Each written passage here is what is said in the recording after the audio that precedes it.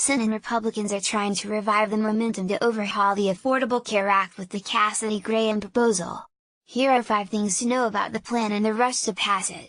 Jenny Star/The Washington Post. Senate Republicans will decide Tuesday whether to hold a vote on unwinding the Affordable Care Act, even though they lack the votes to achieve the policy goal that has animated their party for more than 7 years. While one top Republican senator held out the possibility that the Senate might still vote on a bill sponsored by GOP Senators Bill Cassidy, Law, and Lindsey Graham, SC, others accepted the reality that the push had sputtered out after Senator Susan Collins, Republican Maine, joined 2 of her colleagues in formal opposition.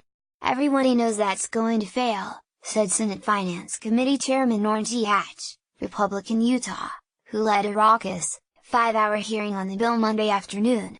"You don't have one Democrat vote for it. So it's going to fail." Monday's developments amounted to a massive setback for Senate Majority Leader Mitch McConnell, RKY. And President Trump, who spent the past week trying to rally support for a last-ditch attempt to fulfill a long-standing promise before a Senate rule allowing for a simple majority vote on the measure expires at the end of the month.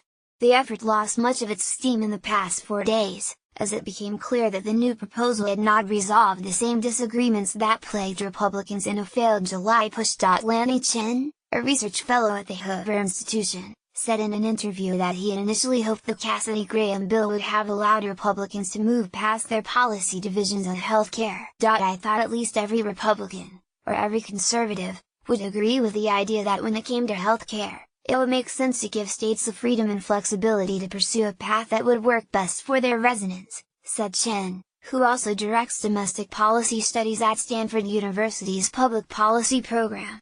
"That was a principle I was pretty certain could garner the vast majority of Republicans in the Senate.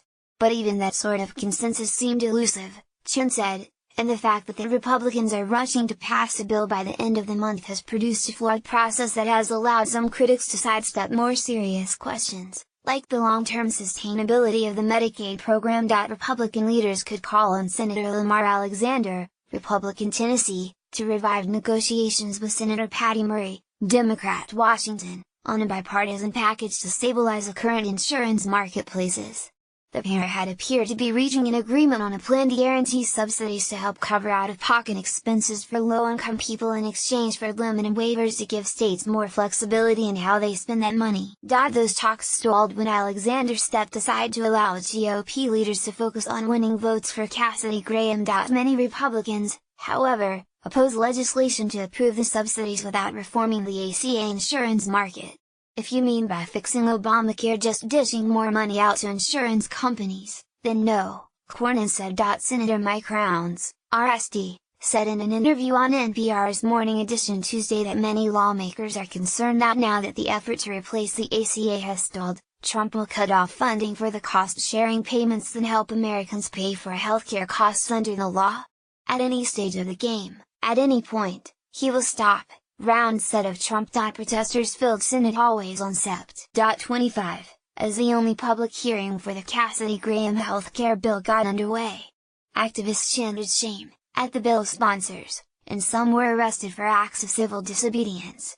Jenny Stars, Jordan Fraser/The Washington Post. "Democrats would prefer to just tweak the current law," he added, "but they don't have the votes for that either. We've got to figure out a plan B," the senator said. Collins announced Monday that she could not back the measure, which would redistribute federal healthcare funding across the country and sharply curb spending on Medicaid, moments after the release of a much-anticipated Congressional Budget Office analysis that forecasts millions of Americans would lose coverage by 2026 if the bill was enacted. 2 GOP senators, Rand Paul, KY, and John McCain, Arizona, had already come out against the bill and were not swayed by a new draft that emerged Monday morning. Republicans hold a 52-48 advantage in the Senate. They can lose only 2 votes from their party and still pass legislation with the help of a tie-breaking vote from Vice President Pence. A 4th Republican, Senator Ted Cruz, Tex, indicated through his aides Monday that he could not back the bill in its current form because it would not go far enough in repealing the 2010 law. Senate Majority Whip John Cornyn,